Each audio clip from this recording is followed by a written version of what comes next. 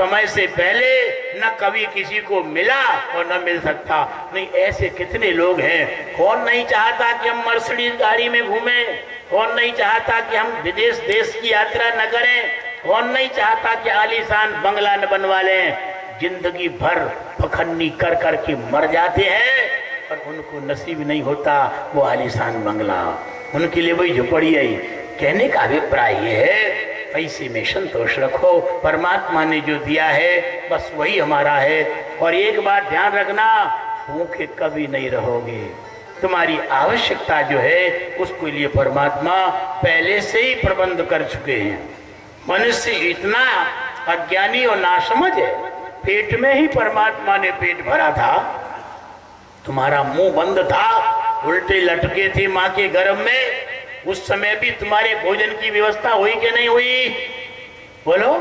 गोस्वामी तुलसीदास जी लिखते हैं, बोले पेटई में जब पेट भरा तो पेट के कारण क्यों भटके, प्रारब्ध पहले रचा, कान खोल के सुन लो, भाग्य पहले बनाए, प्रारब्ध पहले रचा, पीछे रचा शरीर, तुलसी चिंता क्यों करे, भजले श्री रघुवीर। प्रारब्ध पहले बना है, ध्यान देना, शरीर बाद में बना है। तुमको कब भूखों मरना है, कब गुलाब जामुन मिलना है, कब तुमको कड़कड़ाती ठंड में दुखी होना है, कभी आलीशान कंबल में एयर कंडीशन में रहना है, ये सब पहले से ही निश्चित और निर्धारित है। इसलिए ज्यादा हाथ पांव मत पटको।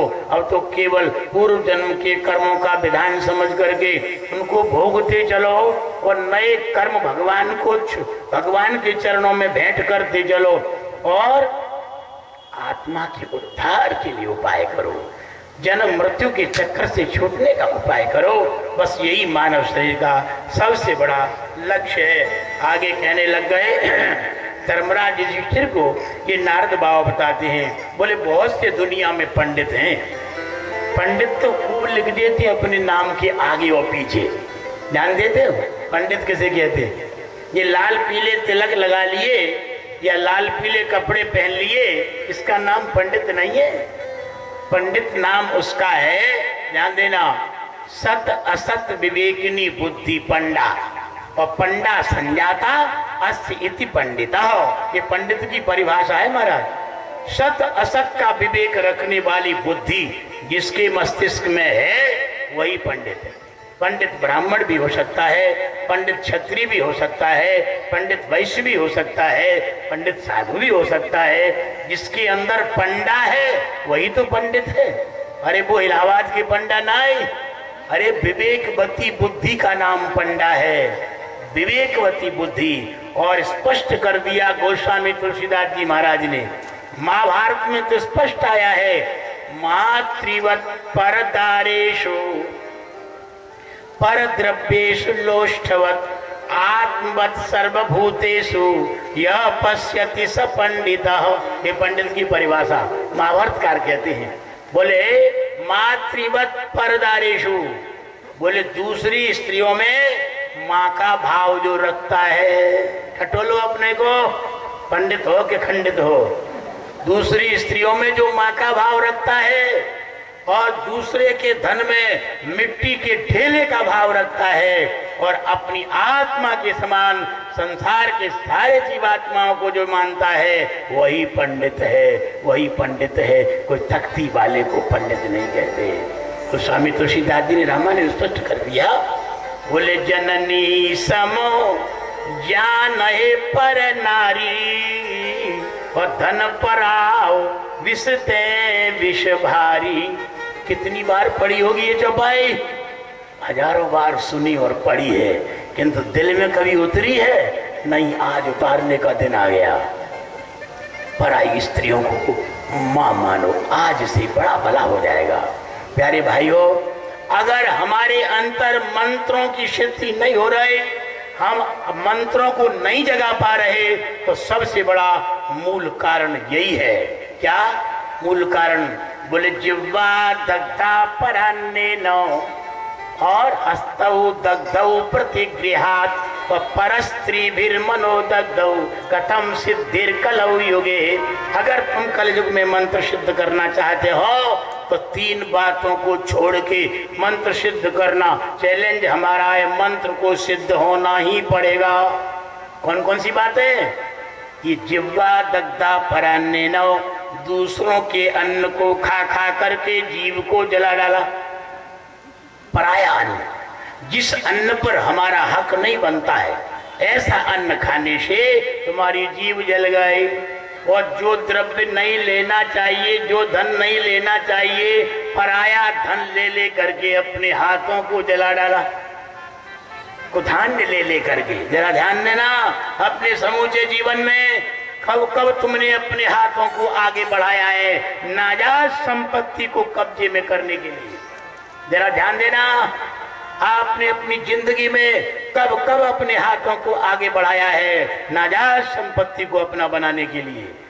तो ये 2 कारण हो गए। और तीसरा कारण है, बोले परस्त्री भी मनोदग्ध हो, पराई स्त्रियों पर कुदृष्टि डाल करके मन जल गया और हाथ जल गए दूसरे के धन को हड़पने से, जीव जल गई बिना हक का खाने से। अब बताओ मंत्र की सिद्धि कैसे हो? ध्यान देना, यदि तुम मंत्र सिद्ध करना चाहते हो तो इन बातों को संभालो, अपने हक की कमाई खाओ। एक बात याद आ गई, अयोध्या की चक्रवर्ती चक्रवर्ती सम्राट राजा रानी दोनों ही इतने तपस्वी महाराज, प्रजा के द्वारा आया हुआ जो टैक्स के रूप में धन है उसको अपने ऊपर उपयोग नहीं करते, वो प्रजा में ही खर्च करते हैं।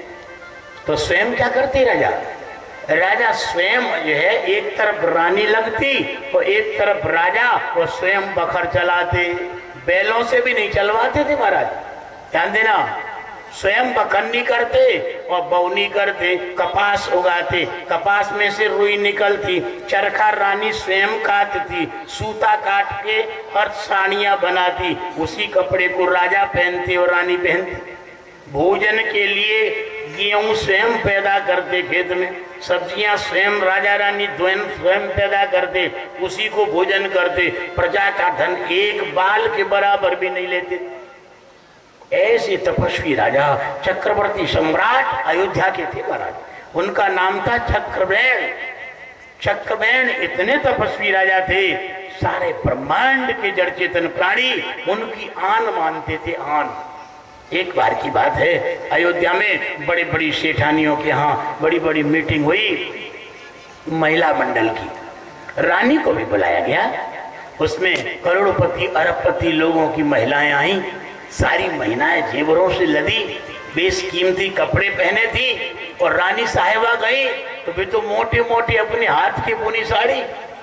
जब वहां देखा और रानी को अध्यक्ष बनाया उस महिला मंडल का, तो रानी अध्यक्ष तो बन गई, लेकिन 3 घंटे मीटिंग चली और रानियों ने उन महिलाओं पर दृष्टि डाली तो रानियों ने देखा इनके पास तो बड़े बड़े जेवर हैं, और हम चक्रवर्ती सम्राट की पत्नी होकर के एक कान में जो है कर्णफूल भी नहीं है। रंग का संग का रंग चढ़ गया महाराज। रानी घर आई मीटिंग में से, अपने पति से बोली महाराज हमको जेवर बनवाओ, हमारी आज बड़ी नाक कटाई हुई है, बड़ी तोहनी हुई है, बड़ी बड़ी हमारी सामान्य जो सेठों की सेठानियाँ कितने जेवर पहन के कितने कपड़े पहन के आई थी, और हमारे पास तो कुछ भी जेवर नहीं, एक चैन तक नहीं गले में। तो चक्रवेण राजा बोले तुम्हारे अंदर ऐसा भाव आया क्यों? लगता है सेठानियों का संग किया है इसीलिए भाव आया। राजा बोले मैं तो नहीं सोना ला सकता कहीं से, किंतु मैं राजा होने के नाते दुनिया में जो समृद्धशाली कोई राजा है उससे मैं सोना टैक्स रूप में ले सकता हूँ। बोले जरूर कहीं से मंगवाओ, हमको सोना चाहिए। राजा ने चिट्ठी लिखी और अपने मंत्री को बुलाया। उस समय में रावण सबसे बड़ा धनी था, लंका का राजा। लंका के राजा रावण के पास मंत्री को भेजा चिट्ठी लेकर के, सवाल लगी थी। मंत्री ने चिट्ठी रावण को दी और रावण ने उस चिट्ठी को पढ़ा। मंदोदरी बगल में सिंहासन पर बैठी थी, खिलखिला के हंस पड़ा रावण। ये कैसा नीच राजा है, विश्व विजयी रावण से वो 1.25 कुंटल सोना टैक्स में मांग रहा है। इसकी अकल पे पत्थर पड़ गए। मंदोदरी ने रावण से पूछा किसकी चिट्ठी है? बोले अयोध्या नरेश चक्रवेण राजा की है। मंदोदरी जानती थी राजा महान तपस्वी है, उसकी तपस्या के सामने देवता पशु पक्षी सब थर्राते हैं। रावण हाथ दबाया मंदोदरी, रावण तुम 1.25 कुंटल सोना चुपचाप दे दो राजा के लिए। ओहो, तब तो रावण बोला अरे मंदोदरी तू तो बड़ी डरपोक है। अरे मेरी बल की महिमा को तू नहीं जानती? सारा विश्व ब्रह्मांड जिसने मुट्ठी में ले रखा है उसके लिए तू डरा रही है? मंदोदरी बोली मैं डरा नहीं रही, मैं सही बोल रही हूँ। चुपचाप मंत्री को 1.25 कुंटल सोना दे दो। नहीं माना रावण। मंदोदरी बोली चलो मेरे साथ, मैं चक्रवेण का यथार्थ स्वरूप दर्शाती हूँ। रावण को साथ में लिया है मंदोदरी ने और अशोक वाटिका में ले गए। अशोक वाटिका में एक चबूतरा था, वहां के रखवालों से मंदोदरी ने ज्वार के दाने बुलवाए, ज्वार के दाने चबूतरे पे फैलवाए, रावण को बगल में खड़ा कर लिया और दौड़ दौड़ के पेड़ों के ऊपर से कबूतर आए और दाने चुगने लग गए। रावण से मंदोदरी कहने लग गई हजारों हजारों कबूतर ज्वार के दाने चुग रहे थे बड़े जल्दी जल्दी। रावण से मंदोदरी कहने लग गई ओ रावण देखो मैं और राजा चक्रवेण की सौगंध खिलवाती हूँ इन पक्षियों से, आप उसकी करिश्मा को देखना। रावण ने कहा करो। तो मंदोदरी चिल्लाई ओ पक्षियों ओ कबूतरों तुमको सौगंध है राजा चक्रवेण की, अगर एक दाना भी चुगा। सारे कबूतर एकदम स्तंभित रह गए, मुंह का दाना मुंह में और एक दाना भी नहीं उठाया। कबूतरों ने दाना चुगना बंद कर दिया। एक कबूतर जो बहरा था वो नहीं सुन पाया मंदोदरी की बात को, वो सर धड़ से अलग हो गया, तुरंत मर गया वो। ध्यान देना, रावण से मंदोदरी ने कहा और राक्षस राज तुमने देखा चक्रवेण राजा की करिश्मा को, कितने तपस्या के प्रभाव को। ये तिर्यक योनि में पड़े हुए पक्षी भी राजा की आन मानते हैं। मंदोदरी से राजा रावण कहने लग गया मंदोदरी तुमने हमको सरेंडर करने के लिए कोई जादूगरी करी है, ये सब कुछ नहीं होता है। मनुष्य की कोई सौगंध पक्षी मानेंगे? नहीं माना। रावण ढीठ था महाराज, मंदोदरी की बात को नहीं माना। आ गया सिंहासन पे बैठ गया, मंदोदरी बगल में बैठ गई। चक्रवेण राजा का मंत्री बैठा था सामने। मंत्री ने कहा बोले राजन जल्दी करो, हमको समय ज्यादा नहीं, 1.25 कुंटल सोना दे रहे हो कि नहीं? रावण बोला नहीं दे रहे। तो मंत्री बोला चलो हमारे साथ। मंत्री रावण को समुद्र के किनारे लाया और समुद्र के किनारे ला करके मंत्री ने बालू में रावण को बिठाया। बोले बैठो। बालू में रावण बैठ गया, सामने मंत्री बैठ गया।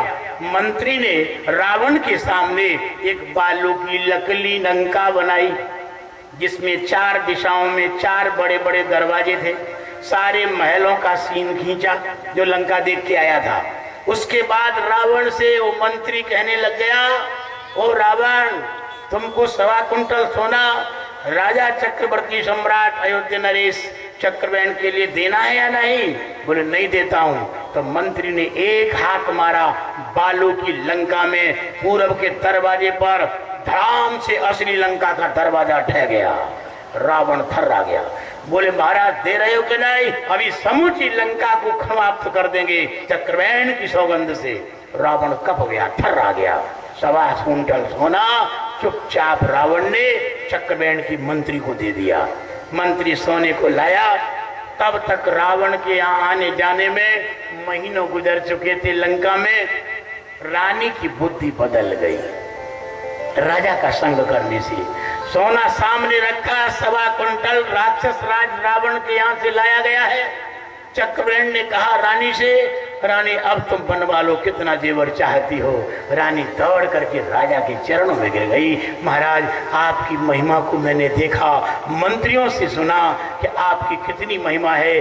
तिर्यक योनि में पड़े हुए जीवात्मा आपकी सौगंध मानते हैं, देवता तो घुटने टेकते हैं। हमारा यही मार्ग ठीक है तपस्या वाला, ये अपनी हक की कमाई खाने वाला। हमको ये पापी रावण के सोने को पहन करके अपनी बुद्धि भ्रष्ट नहीं करना है। वापस कर दो। वापस कर दिया। इसको कहते हैं हक की कमाई। हक की कमाई खाने से तुम्हारी बुद्धि शुद्ध होगी, तुम्हारी औलाद शुद्ध रहेगी, तुम्हारा लोक परलोक शुद्ध रहेगा। बेईमानी की कमाई कभी नहीं फलती है। गृहस्थ आश्रम में इसका विशेष ख्याल रखना चाहिए। एक बात ध्यान देना, बोले अगर तुमको संकल्पों पे विजय प्राप्त करना है, कामनाओं पे विजय प्राप्त करना है, तो संतोष के द्वारा कामनाओं पर विजय प्राप्त करो। कामनाओं पे पर्याप्त विजय प्राप्त तुम पैसे से नहीं कर सकते। बिन संतोषन काम न साही, और काम अचत सुख सपन्यो नाही। जब तक संतोष नहीं आएगा तब तक कामनाओं पे ब्रेक नहीं लगेगा। कामनाओं को जीतो तो संतोष से जीत लेना। क्रोध को जीतो तो प्यारे भाइयों इच्छाओं का त्याग करके भी जीत लो। क्रोध बिना इच्छाओं के त्याग के बिना नहीं जीता जाता। क्रोध कब आता है? जब तुम्हारी कोई इच्छा होती है और इच्छा जब पूरी न होवे तभी तो क्रोध आएगा। इसलिए इच्छाओं पर कंट्रोल करने से क्रोध पर विजय होता है। और इसी तरह से अर्थान इच्छया लोभम, बोले विचार से लोभ नष्ट होता है। और भय, भय किससे दूर होगा? बोले तत्वावमर्शनात्, तत्व चिंतन से। सर्वत्र परमात्मा ही परमात्मा है। ऐसा कोई देश, ऐसा कोई काल, ऐसा कोई वस्तु व्यक्ति जिसमें परमात्मा न हो। तत्व दृष्टि से भय से मुक्ति मिल जाएगी। ऐसे तुम बंदूक रिवाल्वर ले लो, तुम अनेक प्रकार के दीपक और टार्च ले लो, भय दूर नहीं होगा। भय अगर सच्चे मायने में दूर करना चाहते हो तो सर्वत्र भगवत दर्शन करने लग जाओ। तत्व दृष्टि आ जाए तो फिर भय नहीं रहेगा। भय दो तरह का होता है। एक बाहर से भय दुश्मनों का, बाहर से भय सांप बिच्छुओं का, बाहर से भय अग्नि और जल का, बाहर से भय शेर और जानवरों का। किंतु भीतर का भय बड़ा खतरनाक है, जो आचरणों की कमी से होता है। तुमने चोरी की है, तुमने व्यभिचार किया है, तुमने झूठ बोला है, ये भीतर का डर है। ये दोनों डर तब तक दूर नहीं होंगे जब तक सर्वत्र भगवान का दर्शन करने का स्वभाव नहीं बनेगा। तत्व दृष्टि से भय दूर होता है। और ऐसे ही प्यारे भाइयों, अन्वीक्षित्या शोक मोह, एक एक चीज कैसे जीते आप गृहस्थ हो ना, इसलिए बता रहे हैं। बोले शोक और मोह को अगर जीतना है तो अध्यात्म विद्या के द्वारा जीतो। अध्यात्म विद्या के द्वारा तुम्हारा शोक और मोह दोनों खत्म हो जाएंगे। और दम्भम महदुपासया, अगर तुम दम्भी हो, पाखंडी हो, तो पाखंड को कैसे जीतोगे? पाखंड तब तक नहीं जीत सकते जब तक कि महापुरुषों की सेवा नहीं करोगे। चरणों की, महापुरुष के चरणों की सेवा करने से पाखंड पर विजय हो जाएगी। और इसी तरह योगांतरायान मौनेन, तुम कोई योग पालन कर रहे हो, कोई योग प्रक्रिया में लगे हो, अगर योग की प्रक्रिया में कोई बाधा आई है तो इस बाधा को कैसे दूर करोगे? बोले मौन के द्वारा। मौन के द्वारा योग में कोई अंतराय आया है तो उस पर पार पा जाओगे।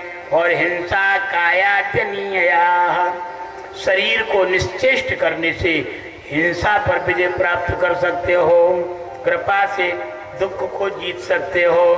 दैवम जय्यात् समाधिना, प्रारब्ध को कैसे जीतोगे? भाग्य को, प्रारब्ध को समाधि के द्वारा। चांगदेव महाराज दक्षिण भारत में हुए, 100 साल बाद प्रारब्धानुसार उनकी मौत आती थी, वे समाधि लगा लेते थे, फिर भाग जाती थी। 14 साल 14 बार उन्होंने मौत को भगाया। 1400 साल की उम्र हुई।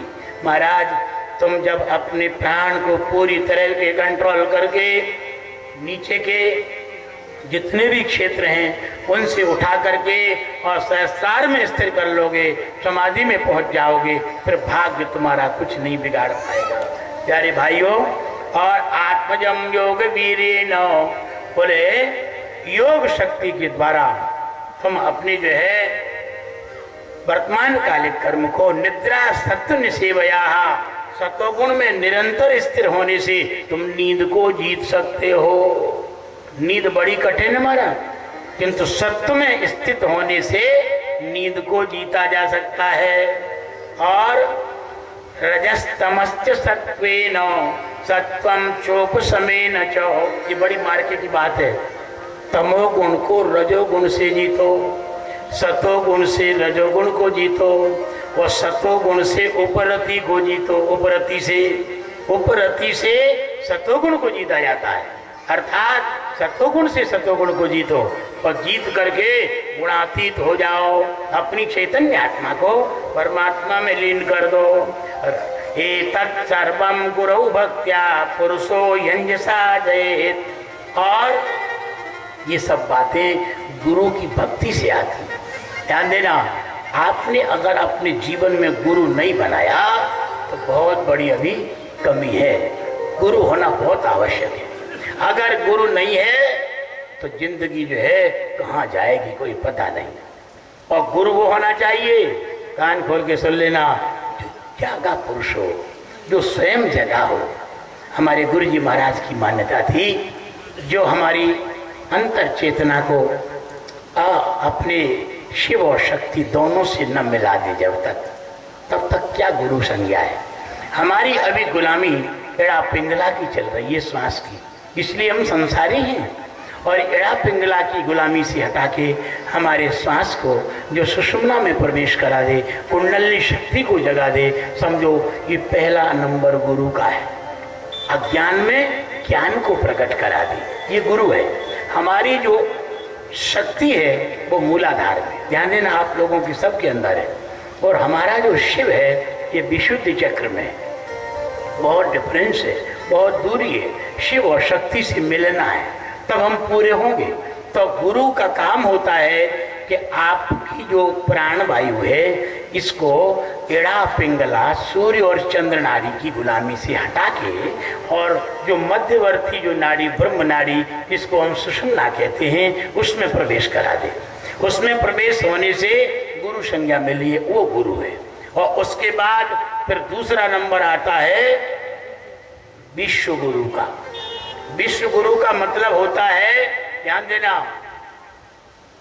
अपनी कुंडलिनी शक्ति को प्राण के सहित स्वादिष्ठान, मणिपूरक और अनाहत और विशुद्धि चक्र में जो शिव बैठा है वहां जाकर के मिला दे और विश्व का बाध कर दे। शक्ति के साथ शिव का मिलन करा दे और विश्व का वाद करा के उसको विश्व गुरु संज्ञा दिए। ध्यान देना, उसके बाद कार्य क्षेत्र आ जाता है ब्रह्म गुरु का।